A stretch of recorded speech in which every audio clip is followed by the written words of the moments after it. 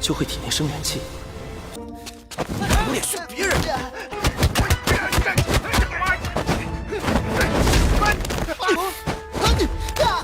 闭嘴！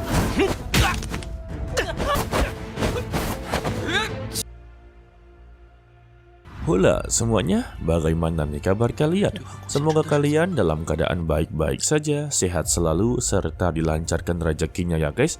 Sesuai janji dan jadwalnya, Mimin akanlah menyelesaikan Martial Peak terlebih dahulu. Karena Tonghua ini, walaupun tayang lebih cepat, namun dia masihlah belum selesai ya, jadi ya masih berlanjut guys. Berbeda dengan Janlai, nanti tetaplah Mimin akan bahas, tetapi ya nggak tahu waktunya. Intinya akanlah diselesaikan. Jadi langsung saja kita akanlah masuk ke episode 10-12, totalnya 3 episode ya guys. Meluncur. Setelah dari pertarungan sebelumnya, Yang Kai kembali melanjutkan pelatihannya dan kini dia telah berhasil untuklah menerobos ke ranah penempaan tubuh tingkat 7 dan juga untuk vitalitasnya ataupun tubuh fisiknya ini juga telah ditingkatkan. Dan dia kembali untuklah melanjutkan latihannya sampai pada malam harinya, rumahnya telah terkepung oleh pasukan dari Tuan Sumu. Tetapi tampaknya untuk para murid telah lelah untuklah semua ini. Dengan alasan jika sekte mengetahui, maka merekalah yang akan mendapati masalah. Ya, untuk Tuan Sumu mungkin tidak akanlah mendapati masalah, karena dia ini adalah cucu dari tetua ketiga. Ya, sedangkan mereka sudah pasti kena ya. Dan Tuan Sumu langsunglah mengancam mereka. Jika tidak mengikuti perintahnya, maka merekalah yang akan mendapati konsekuensi. Ya, sudah terjebak namanya ini guys. Alhasil, untuk ketiga bawahannya, mereka mencoba untuklah menipu Tuan Sumu dengan cara terkena racun dan tidak sadarkan diri. Tetapi Sumu langsunglah mengetahui kalau mereka bertiga ini juga mencoba untuklah menipu dirinya guys. Sehingga Li Yuntian sebagai bawahan setianya langsunglah dihajar dan dia berkata lebih baik dia sendirilah yang melakukannya. Dan ketika ingin masuk ke dalam ruangannya, Sumu langsunglah pingsan begitu saja. Yang ternyata dia juga terkena racun dari tanaman herbal yang sedanglah dibakar oleh Yang Kai. Aduh. Dan untuk ketiga bawahannya menganggap dia juga sedanglah berakting. Tetapi dia tiba-tiba langsunglah bangkit dan matanya memerah sembari memberitahu kalau ada gas beracun dalam ruangannya Yang Kai. Tidak sampai di situ juga, mereka akhirnya terkena racun dan mata mereka langsunglah memerah serta saling bertarung satu sama lain. Beruntung saja pertarungan mereka ini malah menjauh ya, jika tidak ya maka ketahuan guys. Lalu untuk keesokan harinya, Yang Kai mencoba untuklah menantang satu persatu dari para murid. Tetapi sesuai aturan sekte, mereka hanyalah dapat menerima satu tantangan dalam waktu 5 hari. Dan itu adalah tantangan untuk bertarung satu sama lain. Tetapi juga ada satu peraturan, jika orang yang menantang untuklah bertarung dan berada di bawah level mereka, itu diperbolehkan untuklah menantang dalam jumlah yang begitu banyak. Sehingga Yang Kai meminta kepada mereka semua yang berada di sini untuklah bergiliran dalam menyerang dirinya. Sehingga mereka pun langsunglah baku hantam. Waduh, solo versus squad. Sayangnya mereka langsunglah dihajar hingga babak belur. Dan mereka akanlah mengadu kepada Tuan Sumu karena dialah yang bisa untuk menghadapinya. Sesingkatnya, mereka pun berhasil mengadu kepada Sumu kalau dia ini haruslah menghajar Yang Kai karena dia telah keterlaluan. Dan untuk Li Yuntian ataupun bawahan sejatinya langsunglah merasa sepertinya masalah ini akanlah bertambah besar jika tidak dihentikan. Dan dia membuat solusi, lebih baik menghargai Yang Kai dan mengajaknya untuklah bekerja sama. Tetapi ya untuk Tuan Sumu yang telah memiliki kebencian begitu mendalam, dia tidaklah terima. Selama dia bisa menyakiti Sumu, maka hatinya akanlah tenang. Sementara itu, untuk Yang Kai, dia teruslah berlatih dan berlatih, yang membuat vitalitasnya ini semakinlah meningkat. Maksud dari vitalitas itu adalah titik meridian itu sendiri ya guys. Dan dia telah menggunakan sebuah metode yang berada di halaman ketiga. Dan dia benar-benar berhasil untuklah menguasainya atau memahaminya. Dan dia sangatlah yakin jika dia teruslah menggunakan metode ini, dirinya akanlah mudah untuk meningkat.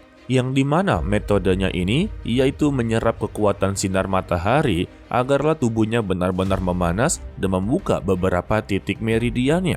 Jadi ya pada intinya kalau Yang Kai sama sekali tidaklah bisa meningkatkan titik meridiannya jika tidak ada sinar matahari. Sehingga dia pun memutuskan untuklah duduk di atas atap rumahnya agarlah mendapati sinar matahari dengan begitu luas. Dan sesingkatnya dia tidak menyadari kalau latihannya ini sampailah di sore hari. Hal ini juga membuat dia sangatlah menyayangkan kalau latihannya ini haruslah terhenti, dan dia berandai-andai jika saja matahari tidaklah terbenam, mungkin semua titik meridiannya akanlah terbuka dengan sempurna. Dan secara tiba-tiba dia melihat sebuah sinar yang jauh dari rumahnya. Karena penasaran, dia pun langsunglah pergi ke sana dan melihat ada sebuah tulisan di batu, yaitu pedang naga terjebak. Ketika sudah berada di sumber cahaya tersebut, ternyata cahaya ini berasal dari jurang yang terdalam, dan dia tidak menyangka kalau ini adalah kekuatan Qi yang begitu berlimpah.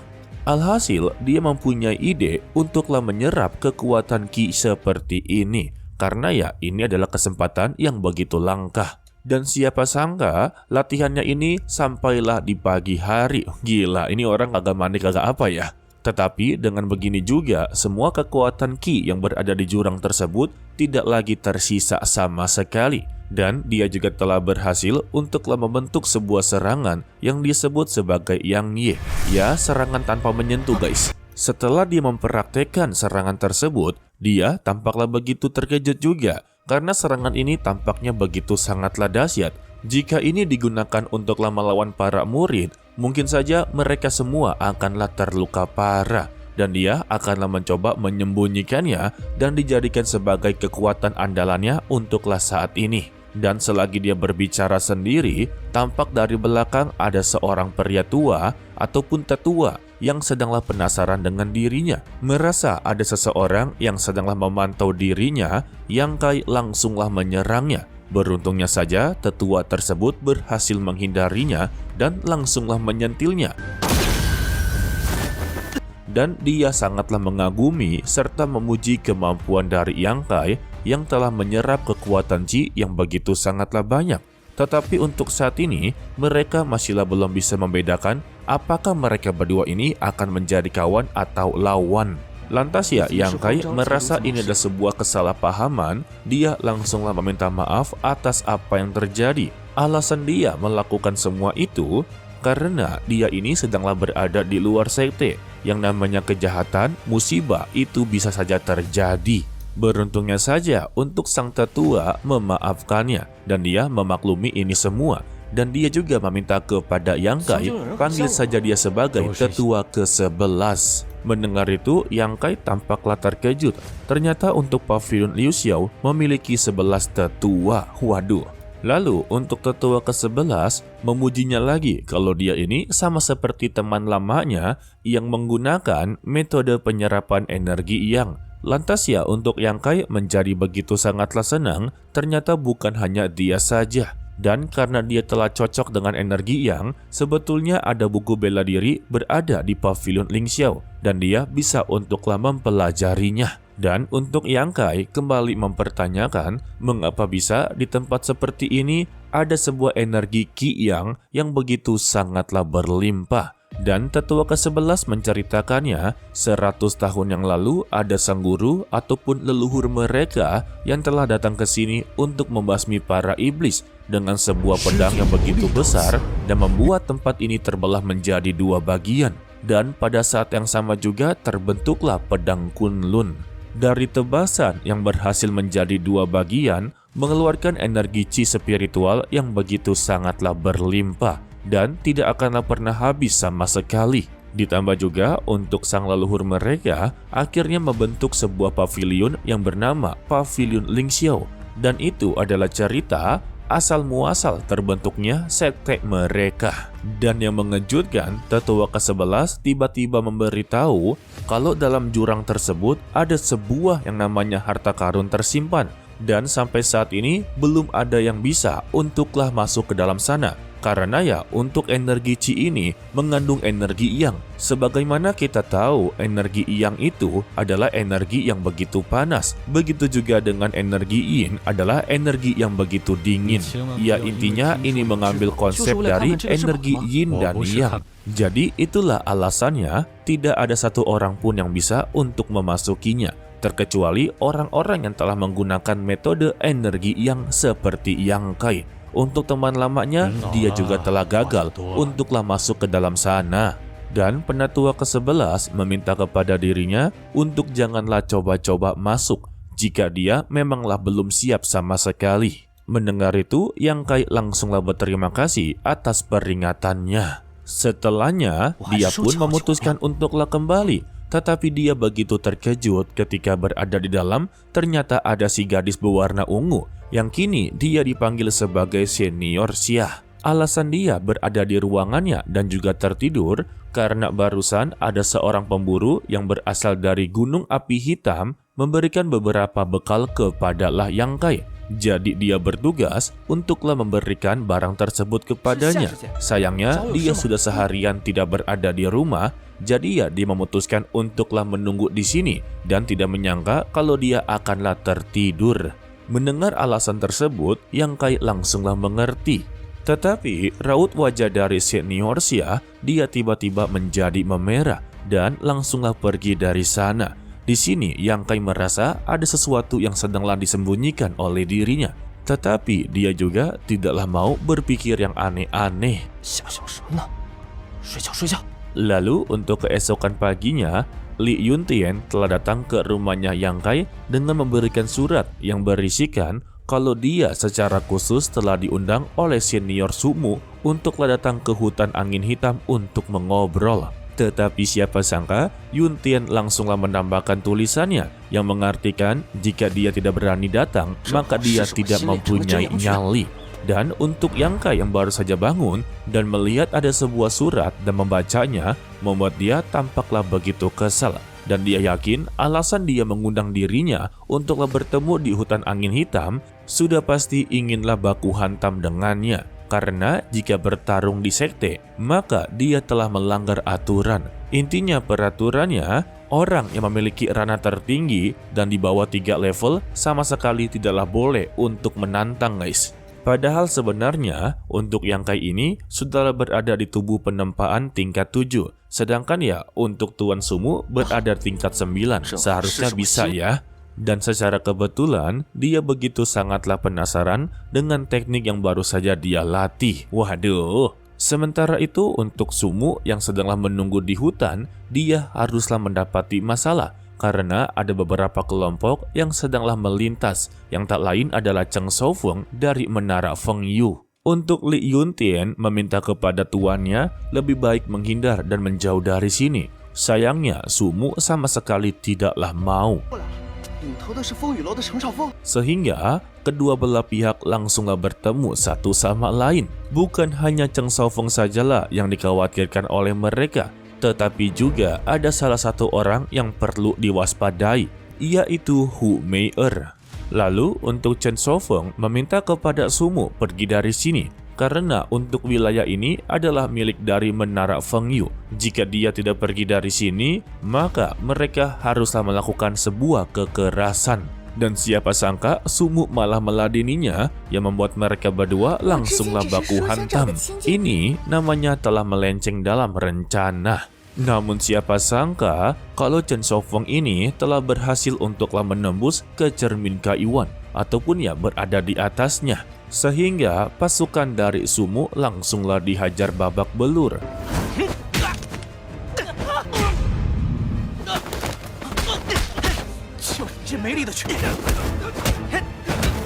Sedangkan untuk Yang Kai yang baru saja datang, dia tampaklah begitu terkejut mengapa situasinya malah menjadi seperti ini. Lalu untuk Hu Mei'er meminta kepada Cheng Shaofeng untuklah berhenti memukulnya, karena jika dia menghabisi salah satu murid dari Pavilion Lingxiao, maka dia juga akanlah mendapati masalah. Lantas ya Chen Shaofeng langsunglah menurutinya dan dia akanlah meminta kepada Sumu bersujud di hadapannya, maka masalah ini akanlah selesai. Tetapi Sumu langsunglah menolaknya, yang membuat Chen Shaofeng memiliki niat untuklah melumpuhkan dirinya atau ya dibuat cacat. Dan Yang Kai langsunglah turun tangan dengan menghajar Chen Shaofeng. Tetapi kedatangannya langsunglah diremehkan oleh mereka, karena mereka telah melihat baju dari Sumu ini hanyalah seorang murid dari kelas rendah, sehingga pasukannya pun digerakkan untuklah melawannya. Tetapi siapa sangka mereka semua langsunglah dibabat habis.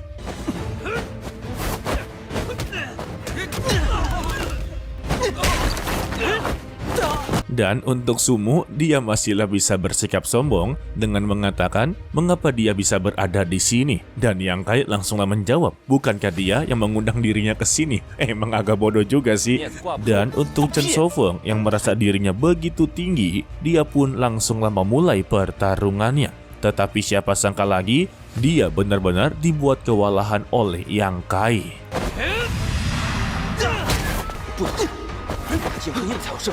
Sampai-sampai dia berhasil membuat Chen Shaofeng haruslah menggunakan senjatanya. Dan semuanya dikejutkan dengan aksi dari Yang Kai yang langsunglah memegang pedangnya dengan tangan kosong. Walaupun tangannya terluka, Yang Kai berhasil untuklah menahannya dan berhasil meninju Chen Shaofeng hingga tidak sadarkan diri.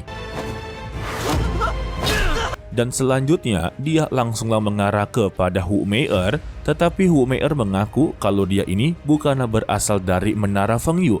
Dia ini hanyalah penggemar dari Chen Shaofeng, dan dia juga sengaja menggoda Yang Kai. Beruntungnya saja imannya ini masihlah kuat, meskipun tangannya ini telah menyentuh buah dadanya. Anjay.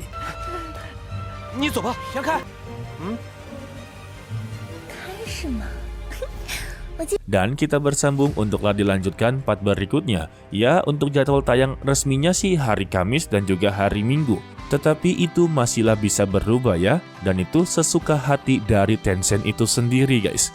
Oke lah, sepertinya cukup sampai di sini saja dulu untuklah video kali ini.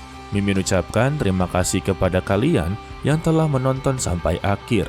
Pesan dari Mimin, tetaplah menjadi orang yang baik walaupun itu sangatlah sulit. To be continue, sampai jumpa di video berikutnya. Bye bye.